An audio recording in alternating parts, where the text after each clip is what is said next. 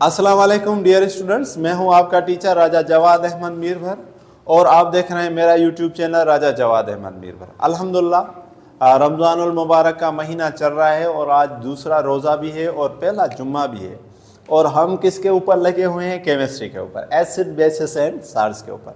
वैसे आपको एक बात बता दें कि रमज़ान का मकसद ये है कि आप अपने अक्ल को, ठीक है जी, अपने नफ्स को और अपने कल्ब को मजबूत बनाएं। तो ये पैगाम रमज़ान है।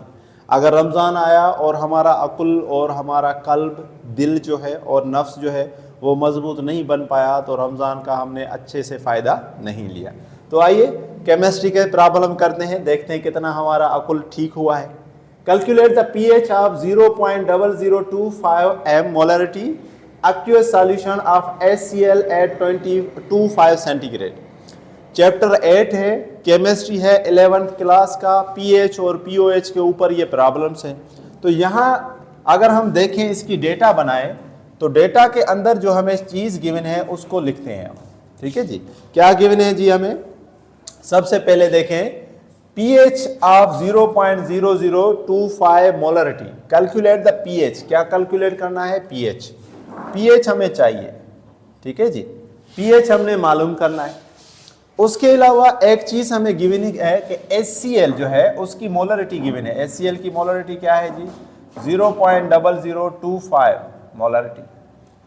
और कहां पर? 25 सेंटीग्रेड पर। यह रूम टेम्परेचर होता है। जो भी pH और pOH के फार्मूले हैं वो सारे के सारे किस पे हैं? रूम टेम्परेचर 25 सेंटीग्रेड के ऊपर। अब यहां देखें कि pH के लिए अगर हमें फार्मूला याद हो तो फार्मूला वो क्या था? वो कुछ इस तरह सा था कि pH बराबर था -log और हाइड्रोजन आयन कंसंट्रेशन। ये एग्जाम्पल है, एग्जाम्पल बुक में हल हुए हैं, हम उनको समझा कर आपको करा रहे हैं और एक्सरसाइज वाले अलग से करेंगे। तो -log H+, तो यहाँ H+ है नहीं, तो क्या गिवन है? HCl। इसका मतलब क्या है कि HCl अगर हम किसी सॉल्यूशन में डालेंगे तो वो टूटेगा, डिसोसिएशन उसकी होगी। डिसोसिएशन कैसे होगी? H आयन में टूटेगा और प्लस में किस में टूटेगा? क्लोराइन में। हाइड्रोजन आयन में टूटेगा और क्लोराइन में टूटेगा, यही होगा ना। अब यहां पर ये HCl स्ट्रांग एसिड है। जो स्ट्रांग एसिड होता है वो मुकम्मल टूटता है और ये रिवर्सिबल रिएक्शन है, आपस में ये वापस मिल भी जाएंगे। ठीक है, तो अगर इसकी वैल्यू है 0.0025 तो इसका मतलब है कि H की वैल्यू भी क्या होगी? 0.0025। तो यहां जहां हमने फार्मूला लिखा है वहां H की वैल्यू लिखेंगे -log और क्या? 0.0025। अब आपने करना क्या है? कैलकुलेटर उठाना है और इसकी वैल्यू निकालनी है। तो इसकी वैल्यू जो है वो क्या आ जाएगी? 2.6। क्या वैल्यू आ जाएगी? 2.6। -log लिखें, ये वैल्यू लिखें तो आ जाएगा। और पहले ही हम बता चुके हैं कि pH का कोई यूनिट नहीं होता, ठीक है, और हाइड्रोजन आयन का यूनिट होता है और हाइड्रोक्साइल आयन का भी यूनिट होता है, मोल पर डेसीमीटर क्यूब, लेकिन इसका कोई यूनिट नहीं होता, तो इसलिए इसका आंसर हो जाएगा 2.6। अगला सवाल देखें, ये फार्मूला था, ठीक है जी, ये जो यहां हमने लिखा है ये फार्मूला है, पहले भी हम कर चुके हैं। ठीक है जी, सारे के सारे फार्मूला। ठीक है जी, आखिरी सवाल में फिर मैं यहाँ सारे लिख भी दूंगा ताकि आपको फिर याद हो जाए। Determine the pH of 0.1 millimetre of NaOH solution at 25 centigrade. अब यहाँ है तो वही कॉन्सेप्ट, लेकिन यहाँ जो है बेस गिवन है। यहाँ तो एसिड गिवन था ना, स्ट्रांग एसिड, ये स्ट्रांग बेस दिया है, तो यहाँ H+ नहीं है। कैलकुलेट हमें क्या करना है? pH। तो आइए भाई डेटा बनाते हैं कि भाई pH चाहिए, ठीक हो गया। और क्या दिया गया है? NaOH का 0.1 मोलरिटी गिवन है। अब अगर हमें pH मालूम करना है तो हमें क्या चाहिए? Hydrogen ion. एक तो ये है, जैसे यहां है, यहां हमने जो फार्मूला लिखा ना, तो ये जो फार्मूला है ये है हाइड्रोजन आयन हमें चाहिए। दूसरा एक और फार्मूला है जो बराबर किसके होता है? जो इसके बराबर होता है कि pH बराबर POH बराबर 14। ये हमने प्रूफ भी किया हुआ है, अपलोड भी किया हुआ है, तो वहां भी आप देख सकते हैं। तो हमें क्या चाहिए? POH। अब POH कहां से आएगा? तो जरा देखें, ये NaOH है ना, तो NaOH इसका मतलब ये है कि ये किस में डाला हुआ है, सॉल्यूशन के अंदर। तो ये भी इस तरह से होगा, ये हमारे पास NaOH, ये टूटेगा, किस में टूटेगा, Na में टूटेगा प्लस साइन, और OH में टूटेगा माइनस साइन। अब NaOH की जितनी वैल्यू है 0.1 मोलरिटी, इस तरह OH की भी वैल्यू क्या होगी, 0.1 मोलरिटी। तो हमें OH मिल गया, क्या मिल गया हमें, OH। OH की वैल्यू क्या हो गई, 0.1 मोलरिटी, ठीक है जी।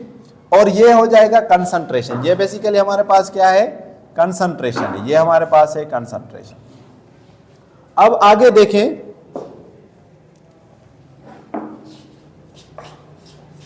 अब आगे जो है हम इसको क्या करेंगे,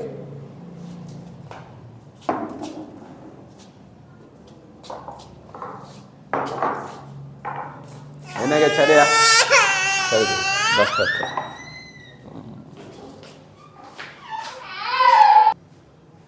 अब जो है 0.1 मोलरिटी, तो OH की भी 0.1 हमारे पास आ जाएगी। अब यहां से जो है हम मालूम करेंगे POH। तो POH का फार्मूला क्या है, POH का फार्मूला है माइनस log OH। अब यहां पर जो है माइनस तो वैसे का वैसा, log वैसे का वैसा, और OH की वैल्यू क्या, 0.1। अगर खाली 1 होता ना तो आंसर क्या आता, 0, log 1 0 है, लेकिन 0.1 है, तो इसका अगर log 1 निकालेंगे तो POH आएगा खाली 1, क्या आएगा, 1। तो अब अगर देखें कि इस फार्मूले से NaOH में से पहले हमने OH मालूम किया, OH में से फिर हमने POH मालूम किया। अब जब POH मिल गया तो रखें बस, ये pH वैसे का वैसा, POH की वैल्यू है 1, ये 14, 1 अगर वहां चला जाए तो क्या हो जाएगा, 14 माइनस 1, तो pH की वैल्यू क्या आ जाएगी, 13। तो इसी तरह हमने दूसरा सवाल भी कर लिया। अब इसका आखिरी सवाल है, वो भी हम करते हैं, और उसके बाद फार्मूले भी मैं आपको लिख के देता हूं, आप इसकी स्क्रीनशॉट लें।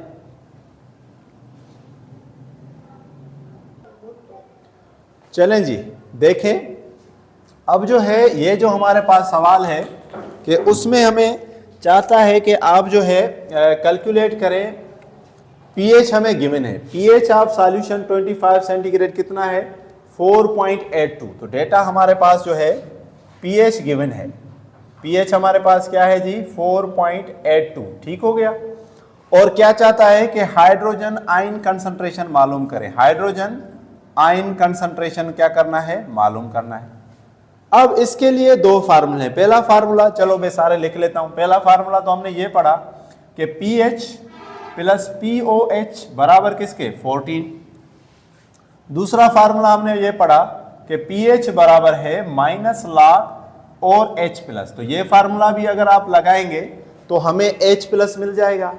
इसी तरह एक और फार्मूला है pH मालूम करने का, या हाइड्रोजन आयन कंसंट्रेशन, क्योंकि हाइड्रोजन आयन कंसंट्रेशन है, तो उसके लिए पहले हम ये फार्मूला लिख लेते हैं, POH बराबर माइनस log और OH हाइड्रो ऑक्सिल आयन कंसंट्रेशन। ये फार्मूले हैं।